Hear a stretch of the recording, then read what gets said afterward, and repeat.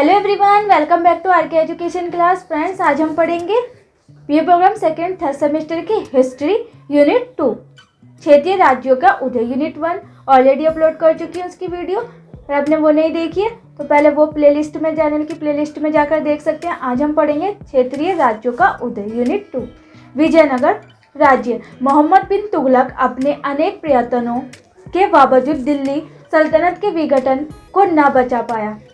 मोहम्मद बिन तुगलक अपने अनेक प्रयत्नों के बावजूद भी दिल्ली सल्तनत के विघटन को नहीं बचा पाया। वे दक्षिण में तुगलक साम्राज्य को संगठित करना चाहता था। और इसी उद्देश्य को पूरा करने के लिए न केवल उसने दक्षिण की ओर अधिक ध्यान दिया, बल्कि उसने देवगिरी को दूसरी राजधानी का स्थान दिया। और उन्हें केवल दक्षिण की और अधिक न ध्यान दिया, बल्कि उसने देवनागरी को दूसरी राजधानी का स्थान दिया। लेकिन फिर भी उसको अपने लक्ष्य को प्राप्त करने में न केवल असफलता मिली, बल्कि दक्षिण में उसे अनेक विद्रोहियों का सामना करना पड़ा। न केवल उसे उसमें असफलता मिली, बल्कि उसे दक्षिण में अनेक विद्रोहों का सामना करना पड़ा। इन्हीं विद्रोहों के बीच अनेक नए राज्य विजयनगर और बहामनी राज्यों का उदय हुआ। और इसी बीच नए राज्यों विजयनगर और बहामनी राज्यों का उदय हुआ। विजयनगर राज्य की स्थापना 1336 में हरिहर तथा बुक्का नामक भाई द्वारा की गई थी। और विजयनगर की स्थापना 1336 में हरिहर तथा बुक्का नामक भाइयों द्वारा की गई थी। शीघ्र ही उन्होंने पूर्वी व पश्चिम घाट के माध्यम के क्षेत्र में अपनी शक्ति का विस्तार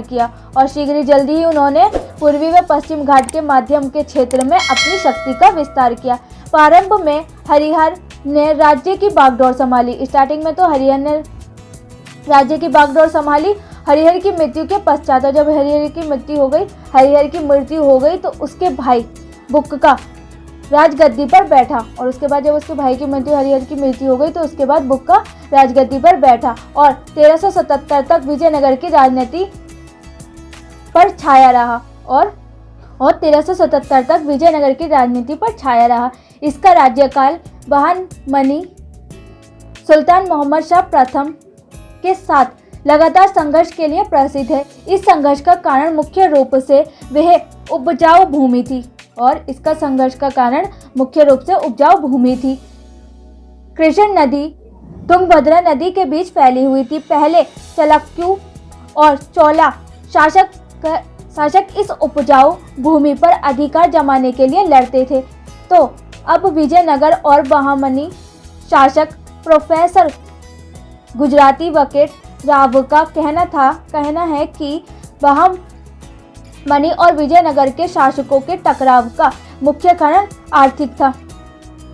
विजयनगर के महान शासक देवराय द्वितीय के काल में विजयनगर की राज्य सीमा कालीकट को छोड़कर केरल तक फैल गई। प्रोफेसर गुजराती वकेट राव के अनुसार देवराय सेकंड संगम वंश का सबसे महान शासक था। देवराय सेकंड की 1446 में मृत्यु हो गई। विजयनगर राज्य का सबसे प्रसिद्ध राजा कृष्णदेव राय था। और विजयनगर का सबसे प्रसिद्ध राजा कौन था? कृष्णदेव राय था। 1509 से 29 तक उसने विस्तारवादी नीति अपनाई। सबसे बड़ा जो राजा था कृष्णदेव, उसने विस्तारवादी नीति अपनाई। उसकी सैन्य विजय बड़ी शानदार थी, और उसकी जो सैन्य विजय थी वो बहुत ही शानदार थी।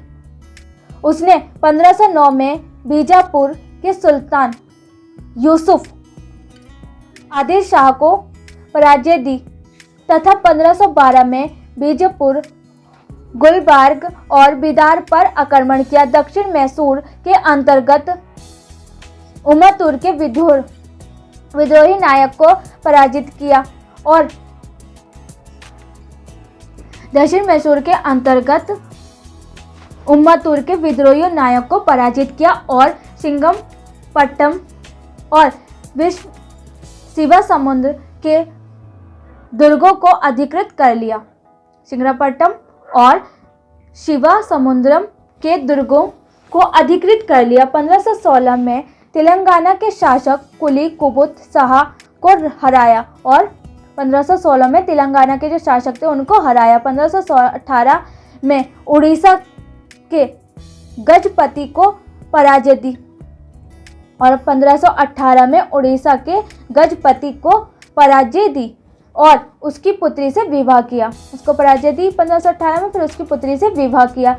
संधि की शर्तों द्वारा उदयगिरी और कोंडा विंडू हुए प्रदेश वापस ले लिए और संधि की शर्तों द्वारा उदयगिरी और कोंडा विंडू के खोए हुए प्रदेश वापस ले लिए गए। 1520 में बीजापुर के शासक इस्माइल आदिल शाह को हराकर राजपुरा प्राप्त किया और 1520 में बीजापुर के शासक इस्माइल आदिल शाह को हराकर रायपुर प्राप्त किया।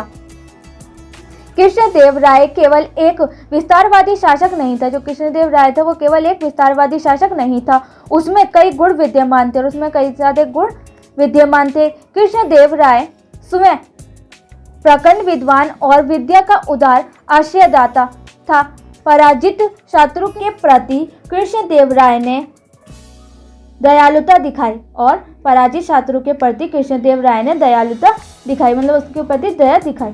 उसमें धार्मिक सहनशीलता थी और उनमें क्या थी, धार्मिक सहनशीलता भी थी। एक महान सैनिक होने पर भी कला और साहित्य के लिए उसका प्रेम अद्वितीय था और एक महान सैनिक होने के बाद भी उनमें कला और साहित्य के लिए उसका प्रेम अद्वितीय था। कृष्णदेव राय ने अपना राज्य को संगठित करने के लिए महत्वपूर्ण कार्य किए और कृष्णदेव राय ने अपने राज्य को संगठित करने के लिए महत्वपूर्ण कार्य किए। वास्तव में विजयनगर साम्राज्य उसके राज्यकाल में अपने गौरव के शिखर पर पहुंच गया और उनके काल में विजयनगर साम्राज्य उसके राज्यकाल में अपने गौरव शिखर पर पहुंच गया। उसकी मृत्यु से साम्राज्य को निश्चित ही एक धक्का पहुंचा और उसकी मृत्यु से साम्राज्य को निश्चित ही एक धक्का पहुंचा। विजयनगर बहामनी संघर्ष। विजयनगर और बहामनी राज्य के पारस्परिक राजनीतिक तनाव के परिणाम स्वरूप युद्ध हुए जिनका मुख्य उद्देश्य राजनीतिक था। दोनों ही राज्य रायचूर के उर्वर द्वार पर कब्जा करना चाहते थे। सेनाएं लगातार एक दूसरे के राज्य में प्रवेश करती रहीं। रायचूर द्वाब कभी विजयनगर के अधीन हुआ और कभी बहामनी राज्य यहाँ तक कि राजधानियों पर कई बार घेरे डाले गए और यहाँ तक कि राजधानियों पर भी कई घेरे डाले गए। जब बहामनी राज्य 5 छोटे राज्यों में बंट गया, जब बहामनी राज्य जो था वो 5 राज्यों में बंट गया तो विजयनगर की राजनीति का ध्येय यह बन गया कि उनके उत्तराधिकार के लिए किए गए युद्धों में तक उनके घरेलू झगड़ों में हस्तक्षेप करके मौकों का लाभ उठाया जाए और उत्तराधिकार के लिए किए गए युद्धों में तथा उनके घरेलू झगड़ों में हस्तक्षेप करके मौके का लाभ उठाया जाए। प्रारंभ में इस नीति से विजयनगर राज्य को लाभ पहुंचा। स्टार्टिंग में तो इस नीति से विजयनगर को लाभ पहुंचा, लेकिन अंत में इसके परिणाम अत्यंत घातक सिद्ध हुए। स्टार्टिंग में तो इस नीति का विजयनगर के राज्य पर लाभ पहुंचा, लेकिन अंत में जाकर इसके परिणाम अत्यंत घातक सिद्ध हुए। बरार को छोड़कर बाकी 4 राज्यों ने विजयनगर के विरुद्ध एक संघ बनाया, जिसके परिणाम स्वरूप 1565 में तालीकोट का युद्ध हुआ। इन दक्षिण भारतीय राज्यों के आपसी राजनीतिक झगड़े प्राय बड़े युद्धों का रूप धारण कर लेते थे, जिनमें कोटलम के युद्ध में भयानक नरसंहार हुआ जब दोनों राज्यों द्वारा स्वीकार कर लिया गया, जिस पर किसी ने पूरी तरह से इस निर्णय का पालन न किया, पर फिर भी कुछ समय के लिए दोनों राज्यों की प्रजा को युद्ध के आतंक से राहत मिली। क्या हुआ? 1565 में तिलोकोटा का जो युद्ध हुआ, इस युद्ध से दक्षिण भारतीय राज्यों के आपसी राजनीतिक झगड़े प्राय बड़े युद्ध का रूप धारण कर लेते थे, जिनसे कि कोटलम के युद्ध में भयानक नरसंहार हुआ और 1366 में होने वाले युद्ध के पश्चात दोनों पक्षों ने यह सुझाव स्वीकार कर लिया कि सैनिक ना तो लड़ने वाले को हानि पहुंचाएंगे। यह सुझाव दोनों राज्यों द्वारा स्वीकार कर लिया गया, जिस पर किसी ने भी इस निर्णय का पालन नहीं किया। पर फिर भी कुछ समय के लिए दोनों राज्यों की प्रजा को युद्ध के आतंकों से राहत मिली, लेकिन फिर भी दोनों राज्यों की जो प्रजा थी उसको युद्ध के आतंकों से राहत मिली थोड़े समय के लिए। 1398 में दोनों राज्यों में एक भयंकर युद्ध हुआ और 1398 में दोनों राज्यों में एक भयंकर युद्ध हुआ। हरिहर द्वितीय ने अपनी 8000 घुड़सवार सेना और 9 लाख पैदल सेना के साथ रायचूर दोआब पर आक्रमण किया और हरिहर द्वितीय ने अपनी 8000 घुड़सवार सेना और 9 लाख पैदल सेना के साथ रायचूर दोआब पर आक्रमण किया। 1399 में कृष्ण नदी के तट पर दोनों विरोधी सेनाओं का आमना सामना हुआ और 1399 में कृष्ण नदी के तट पर दोनों विरोधी सेनाओं का आमना सामना हुआ। बहामनी काजी सिराजुद्दीन की कूट युद्ध नीति के कारण बहामनी सेना को विजय प्राप्त हुई। परिणाम स्वरूप विजयनगर की अपार धन संपत्ति बहामनी राज्य के हाथ लगी और परिणाम स्वरूप क्या हुआ, विजयनगर की अपार धन संपत्ति बहामनी राज्य के हाथ लगी। 1564 में दक्षिण के अहमदनगर, बीजापुर, बिदार और गोलकुंडा के चार राज्यों ने विजयनगर राज्य के विरुद्ध ऐसा गठजोड़ बनाया जो विजयनगर से टकराने के लिए तैयार था। दूसरी ओर राजा सदाशिव राय के मंत्री राम राय, जो कि इस गठजोड़ से भली भांति अवगत था, ने 8000 घुड़सवार, 9 लाख पैदल और 2000 हाथियों और तोपखाने से सुसज्जित एक विशाल सेना खड़ी की। गठजोड़ियों के साथ शीघ्र ही युद्ध शुरू हो गया और गठजोड़ियों के साथ जल्दी युद्ध शुरू हो गया, जिसके आरंभ में विजयनगर का पलड़ा भारी था और जिसके स्टार्टिंग में क्या था, विजयनगर का पलड़ा भारी था, लेकिन अंत में गठजोड़ियों की तोपखाने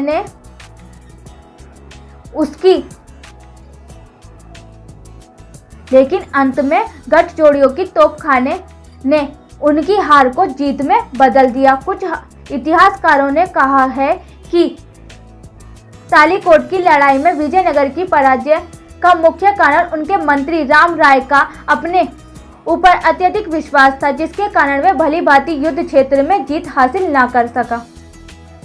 और विजयनगर की पराजय का मुख्य कारण उसके मंत्री राम राय का अपने ऊपर अत्यधिक विश्वास था, जिसके कारण वे भली भांति युद्ध क्षेत्र में जीत हासिल ना कर सका। तालीकोट 1565 के युद्ध परिणाम निर्णयात्मक सिद्ध हुए। इसने दक्षिण में शक्ति के संतुलन को एक नया मोड़ दिया। विजयनगर का सैनिक गौरव समाप्त हो गया। विजयनगर का जो सैनिक गौरव था वो समाप्त हो गया। फिर भी विजयनगर राज्य किसी न किसी रूप में लगभग 1 सदी तक चलता रहा। लेकिन जो विजयनगर राज्य था फिर भी किसी न किसी रूप में लगभग 1 सदी तक चलता रहा। तो वंश के बाद अविदु वंश का राज्यकाल आरंभ हुआ, लेकिन जल्द ही विजयनगर के स्थान पर पेनुगोंडा को राजधानी बना लिया गया। विजयनगर की शासन व्यवस्था। अन्य मध्यकालीन राज्यों की तरह विजयनगर राज्य के राजा निरंकुश शासक थे। वे ही नागरिक, सैनिक तथा अन्य संबंधी मामलों में सर्वोच्च अधिकार रखते थे। कृष्णदेव राय की तेलुगु पुस्तक अयुक्त मलयाद में हमें विजयनगर की शासन पद्धति के सिद्धांत का सजीव चित्रण मिलता है। कृष्णदेव राय लिखते हैं कि राजा को सर्वदा धर्म को दृष्टि में रखकर शासन करना चाहिए। इस कथन से यह नहीं समझ लेना चाहिए कि विजयनगर के शासक धार्मिक रूप से कट्टर थे और इस कथन से यह नहीं समझ लेना चाहिए कि विजयनगर के जो शासक थे वो धार्मिक रूप से कट्टर थे। उन्होंने परिस्थितियों के अनुकूल ही अपना प्रशासन को ढालने की कोशिश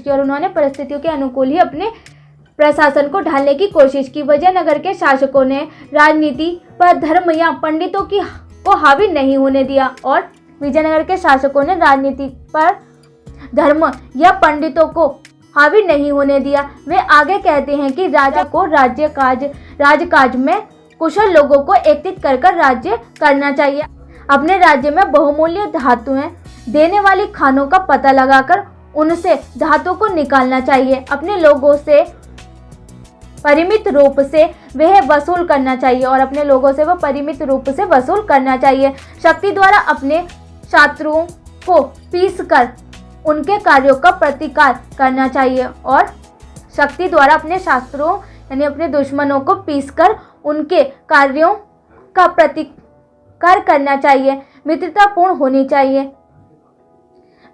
होना चाहिए, अपनी प्रजा की रक्षा करनी चाहिए। मित्रपूर्ण होना चाहिए और अपनी प्रजा की रक्षा करनी चाहिए। सर्वदा ब्राह्मणों का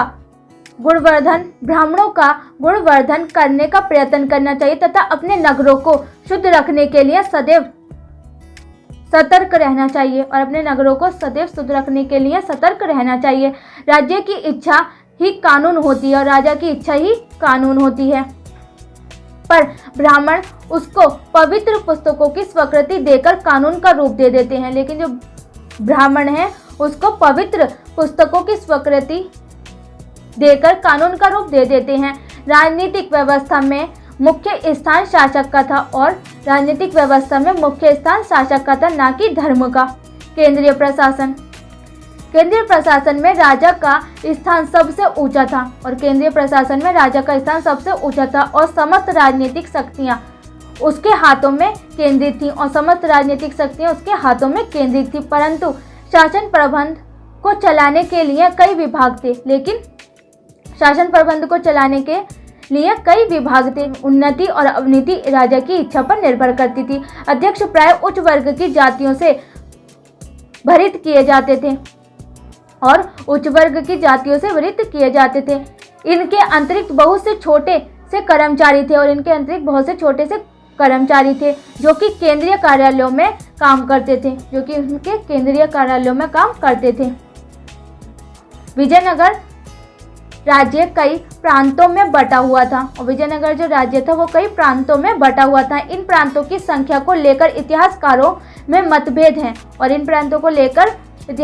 मतभेद हैं। कृष्ण शास्त्री के मत अनुसार इन प्रांतों की संख्या 6 थी और हर प्रांत का मुख्य अधिकारी नायक कहलाता था।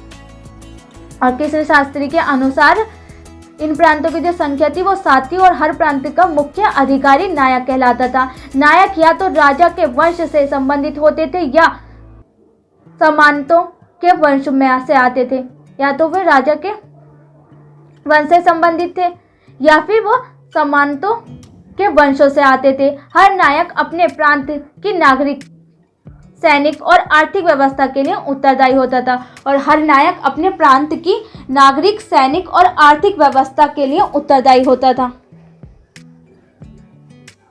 अर्थव्यवस्था। भूमि कर राज्य की आय का एक मुख्य साधन है। भूमि कर राज्य की आय का एक मुख्य साधन था। यह बतलाना कठिन है कि राज्य किस अनुपात से भूमि कर लेता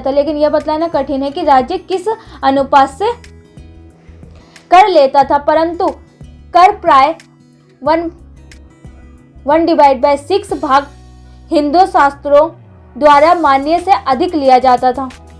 डॉक्टर सरन की राय में भूमि कर 1/4 के लगभग रहा होगा, परंतु विजयनगर के इतिहास में ऐसे उदाहरण भी मिलते हैं जो बताते हैं कि किसान को उसकी पैदावार के आधे भाग से वंचित होना पड़ता था। और विजयनगर के इतिहास में ऐसे उदाहरण भी हैं जिससे हमें जो बताते हैं कि किसान को उसकी पैदावार के आधे भाग से वंचित होना पड़ता था। भूमि कर के अतिरिक्त और भी कई प्रकार के कर लगाए जाते थे, जैसे विवाह कर, चुंगी कर तथा माल तैयार करने पर कर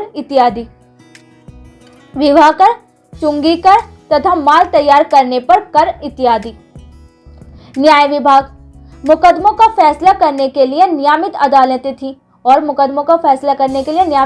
अदालतें थी जिनमें प्रचलित स्थानीय कानूनों के द्वारा फैसला किया जाता था मतलब जिस जगह पर जो कानून चलता था उसी के अकॉर्डिंग उनका फैसला किया जाता था। अपराधियों को कठोर दंड दिए जाते थे और जो अपराधी होते थे उनको कठोर दंड दिए जाते थे। राजद्रोहियों, मिलावट करने वालों वे चोरों को मृत्यु दंड दिया जाता था और जो राजद्रोही होते थे या मिलावट करते थे सामान में या चोर थे उनको मृत्यु दंड दिया जाता था। कृषि। विजयनगर एक धनी व समृद्ध साम्राज्य था। विजयनगर एक धनी व समृद्ध साम्राज्य था जहाँ खेती उन्नति पर थी और जहाँ पर खेती उन्नति पर थी। विजयनगर में खेती उन्नति पर थी और विजयनगर और समृद्ध साम्राज्य था। पयास के शब्दों में खेती विजयनगर साम्राज्य में फल फूल रही थी और पयास के शब्दों में खेती विजयनगर साम्राज्य में फल फूल रही थी। यहाँ की राजधानी चावल, अनाज, भारतीय मकाई तथा कुछ मात्रा में जौ, फलियां, मूंग, घोड़ों का दाना और अन्य तथा कुछ मात्रा में जौ, फलियां, मूंग, घोड़ों का दाना और अन्य बीजों जो इस देश में होते हैं और बहुत सस्ते हैं से भरी हुई है और बाजार बेशुमार माल से लदे हुए बैलों से भरपूर है और बाजार बेशुमार माल से लदे हुए बैलों से भरपूर है।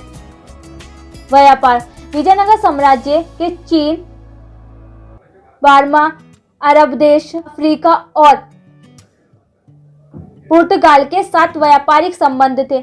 विजयनगर साम्राज्य के चीन, अरब देश, फ्रांस, अफ्रीकी और पुर्तगाल के साथ व्यापारिक संबंध थे।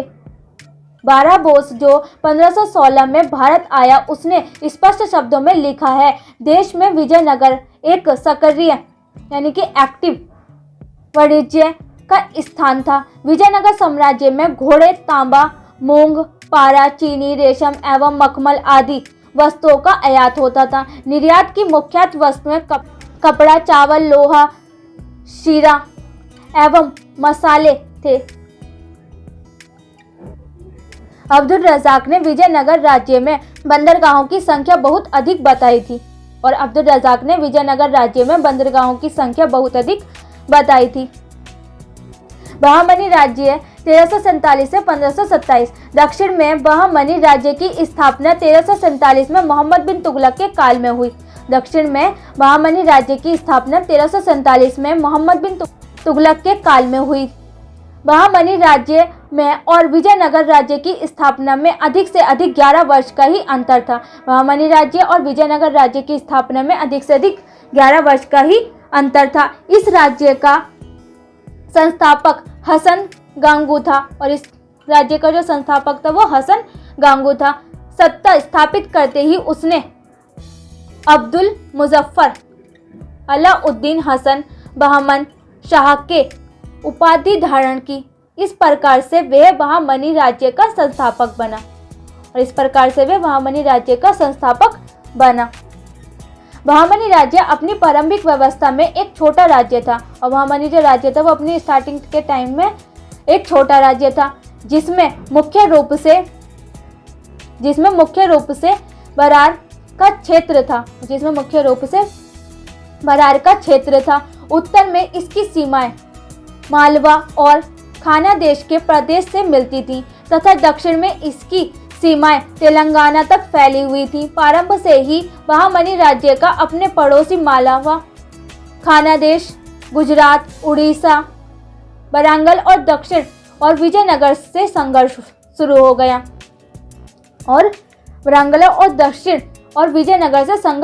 गया। बहमनी राज्य आरंभ से ही दक्षिण के विभिन्न स्वतंत्र राज्यों को अपनी अधीन करने के लिए बहुत सी लड़ाइयों में उलझा हुआ था और उसके साथ ही उसको उत्तर के आक्रमणकारियों से अपनी रक्षा भी करनी थी। रायचूर दोआब पर अधिकार करना था। अपने पड़ोसी राज्य विशेषकर विजयनगर राज्य की सीमाओं के फैलाव को रोकना, ये दो ऐसे कार्य थे जो बहमनियों को बार बार करने पड़ते थे।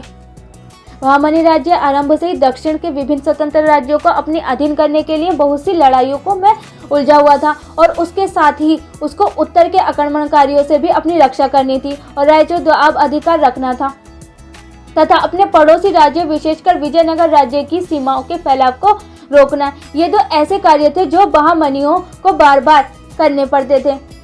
1442 में मोहम्मद तृतीय की मृत्यु तक तो बहामनी सुल्तानों ने अधिक प्रभावशाली रूप में राज्य किया, परंतु उसके बाद उनको ऐसे हालात का सामना करना पड़ा जिन पर वे काबू नहीं कर पाए राज्य के अंतिम समय में 5 केंद्रों के सूबेदारों ने अपने आप को स्वतंत्र घोषित कर दिया और अंतिम केंद्रों के सूबेदारों ने अपने आप को स्वतंत्र घोषित कर दिया। खास तौर पर राजनीतिक गुटों, दक्षिण और विदेशियों की आपसी लड़ाइयों ने इस राज्य को प्रशासनिक तौर पर बेहद कमजोर कर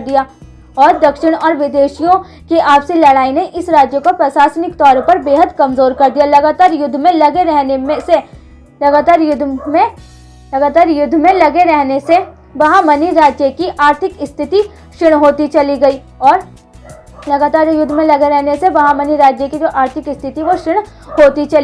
और इस तरह पतन एक लाजमी नतीजा था। अंत में 1527 में बहामनी राज्य हमेशा के लिए समाप्त हो गया विजयनगर से संघर्ष ये हम नेक्स्ट वीडियो में करेंगे फ्रेंड्स। उम्मीद है आपको वीडियो पसंद आई होगी। अगर आपको वीडियो अच्छी लगे तो वीडियो को लाइक, शेयर, सब्सक्राइब करना ना भूलें और साथ में बेल आइकन को भी प्रेस करें जिससे आने वाली वीडियो की नोटिफिकेशन सबसे पहले आपके पास पहुंचे। अगर आपको किसी और टॉपिक पे वीडियो चाहिए तो आप मुझे कमेंट में बता सकते हैं और वीडियो कैसी लगी ये भी कमेंट बॉक्स में बताना ना भूलें। Thanks for